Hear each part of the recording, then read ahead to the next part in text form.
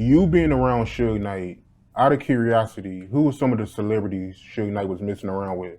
Because I always heard stories about, Suge Knight, he was messing around with some, celebrity chicks, you know what I mean? So out of curiosity, you being around Suge Knight in his camp, you know some of the chicks Suge Knight was messing around with?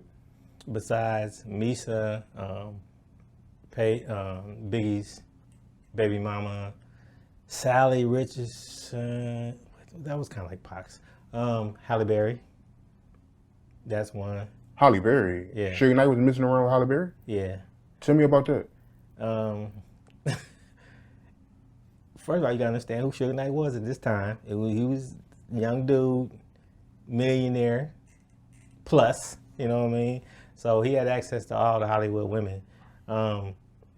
There was love letters that we found, like, after Suge went to jail, that when he wanted to clear out certain things, there was love letters from Halle Berry that I seen those love letters.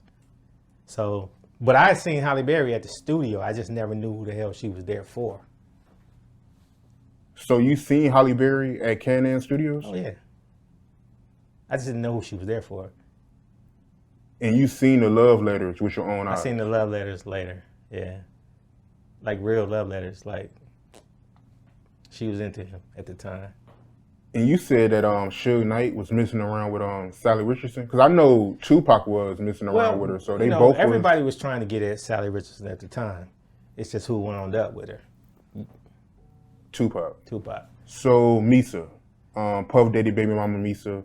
I know she was around Death Row, and I know Mary J. Blige was around Death Row. So tell me about that, man, seeing Mysa and Mary J. Blige around Death Row, hanging out with Tupac and Suge.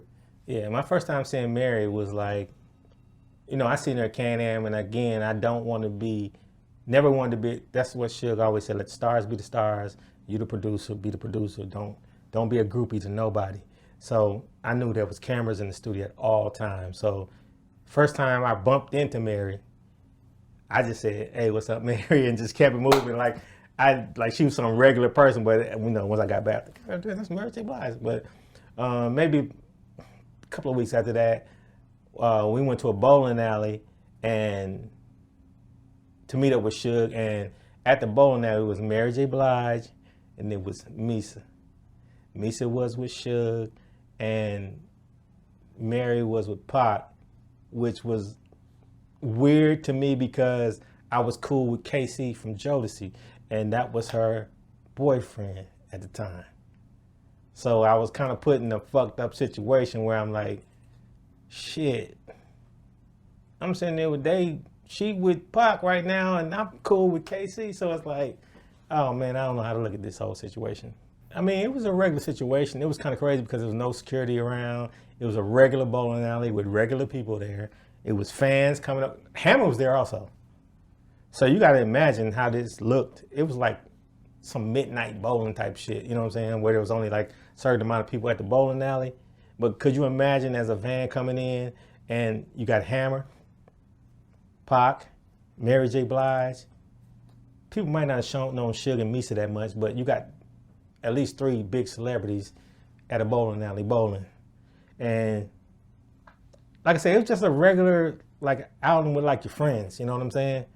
I just noticed how Pac was bowling. It was crazy because it's like that dude has no, he has no athletic ability at all. You know, that's not him. I always say like, man, he got to rap because he has no kind of skills at anything else but rapping. He was slew-footed. Looked like he was about to trip over his feet bowling. Everything was a gutter ball. He was a master at the gutter ball. You know what I'm saying? And that night, actually, they got drunk, and we drove. I drove one of Suge's cars. I think Danny Boy had the other car, and we drove the cars back to some hotel that they were at, and I don't know where the fuck they all went, but we drove the cars back while they was in one car together. And Tupac was cool with KC, right? Yeah. So Tupac was cool with KC, and he was smashing his girl Mary J. Blige behind his back. Yeah, and I was cool with KC, knowing this shit. Like, but it was a weird situation. Yeah, man. I mean, when you think about it, you had the whole East Coast West. They were into it at the time. They might have been on the offs. You know what I'm saying? Just ending up on the same label, dealing with, because MCA took over. I mean, Death Row took over MCA, which had Jodeci, Mary J. Blige, Christopher Williams, Bobby Brown, and maybe somebody else. So they had to be together. You understand what I'm saying? Right, right. Yeah, man. I mean, when you think about it, man, I mean, that's a little weird. You know, you had the whole East Coast West Coast beef going on between Death Row and Bad Boy. Then you got Mysa, Puff Daddy, Baby Mama. Then you got Mary J. Blige. And, you know, they in L.A. hanging out with Pac and Suge. Yeah. You know. Well, let me give you this. During that time, Devontae from Jodeci, I was cool with him, and I came up with a record called Bad Boy Killers. This was before Hit 'Em Up. And I had Devontae was working on the beat. He was dissing Puffy. You know, Puffy helped mold Jodeci. So he was dissing Puffy on the record. I think I know the Outlaws came at her, and I know there's a version with Pac on Bad Boys Killers that we still looking forward to this day. And maybe a week or two later, Hit 'Em Up came out. And where he was saying Bad Boy Killers. It was no Bad Boy Killers slogan. And, you know, we did that shit first. And there's a version of this shit on a reel. And the way we recorded shit on reel, I don't know, maybe they can't find it, but they definitely need to come to me and let me go through the reels and we might find that shit. Yeah, man. I mean, and it'd be historic because this is the version of Bad Boy Killers with Tupac on it. Right, right. Yeah, man. So do you think that Mysa and Mary J. Blige hanging around Tupac and Suge, do you think they was only doing that because they was probably not seeing eye to eye with Puff Daddy and Bad Boy, so they was like in LA trying to get back at them, like they was scoring women, or? That's kind of hard to say because I don't know how women think like that. You know what I mean? Right, right. They might have been opportunists. Tupac. He was messing around with Mary J. Blige. Who was some of the other chicks that you know that Tupac was messing around with as far as celebrities go?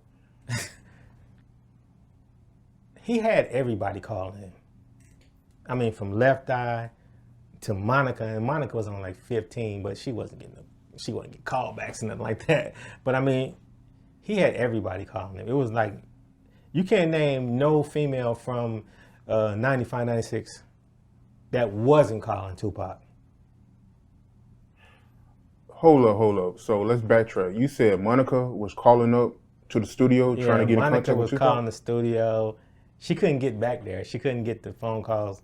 Because I used to like hang up by the receptionist's desk sometimes, just be like tripping off the calls and shit. And a lot of times it was Monica calling. And she couldn't never get back to the Studio A and Studio B. It was like, this Monica on the phone. And click. They wasn't letting her go through because she was too young to be, you know. And she just kept calling, trying to get in contact with Tupac? A few times. Did you see Left Eye around Tupac when Tupac was on Death Row? Yeah. Tell me about that. That might have been after Monty's, after that meeting that we had where Sam Snead got his little incident. Then we went to Monty's to eat, and I think we went out to a club after that, and Left Eye was at the club.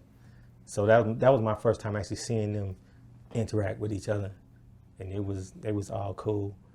And she would call the studio all the time, so I knew Left Eye and Pac had a connection.